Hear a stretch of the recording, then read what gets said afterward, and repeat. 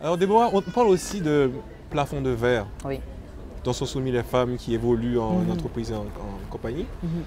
Et non seulement ça, mais quand elles décident, elles arrivent à justement casser ce plafond, Mhm.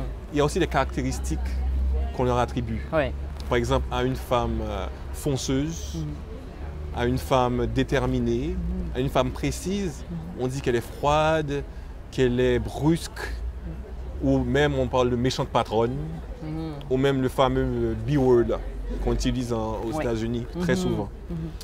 Là, je pense à Jill Abramson, New York Times, Hillary Clinton, etc. Tout à fait.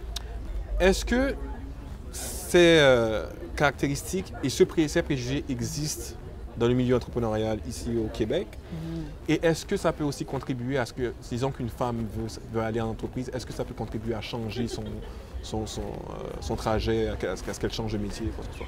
En fait, il y a plusieurs volets à ta question. Ces préjugés existent bel et bien, mais beaucoup plus dans le milieu professionnel, à savoir quand la notion de plafond de verre, de toutes les façons, on n'en parle que strictement, pour ne pas dire exclusivement, dans le monde professionnel. Quand je dis monde professionnel, là, je vois les grandes entreprises, les entreprises cotées en bourse, les PME, des fois, qui a ce plafond de verre, à savoir, à un certain niveau, toute compétence égale, la femme atteindra moins les postes supérieurs qu'un homme.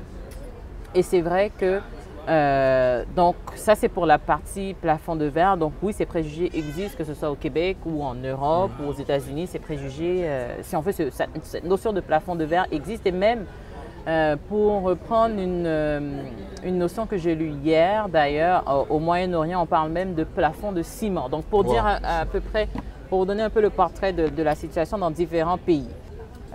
Pour ma part, ma lecture de la situation, c'est que tout au contraire, beaucoup de femmes ou plus de femmes seraient plus portées à aller en entrepreneuriat que de rester dans une structure fermée où subsiste un plafond de verre. Parce que si on va vers l'entrepreneuriat, à ce moment-là, on peut dicter ses propres règles et on peut créer son emploi et embaucher les gens qu'on veut et atteindre ce niveau qu'on n'avait pas quand on était dans une structure. Donc, je dirais plutôt à l'inverse de ta question que des femmes seraient plus tentées d'aller en entrepreneuriat versus rester dans un cadre professionnel et essayer de continuer leur ascension professionnelle.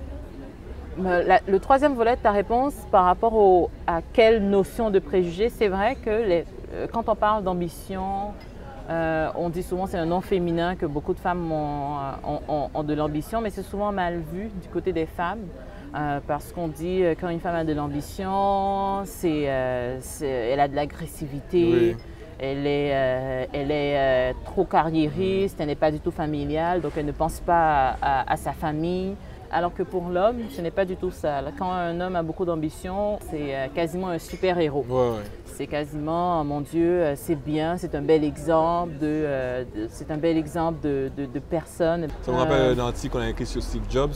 Steve Jobs is a jerk, good for him. C'est ça. Ce qui n'empêche pas à certaines femmes ou à beaucoup de femmes de progresser, mais c'est une notion qui existe et jusqu'à présent, même en 2013, et je pense pour les prochaines années, ça va encore subsister. Parce qu'on se dit que les femmes doivent rester pas à la maison. Je pense qu'on a un peu dépassé ce stade, mais que les femmes doivent avoir cette notion ou cette once maternelle où on doit se préoccuper de nos enfants, notre famille, de notre maison. Souvent, ces pensées sont générées par des femmes elles-mêmes qui critiquent, puisqu'il faut appeler un chat, qui critiquent la carrière ou le choix de vie de plusieurs autres femmes.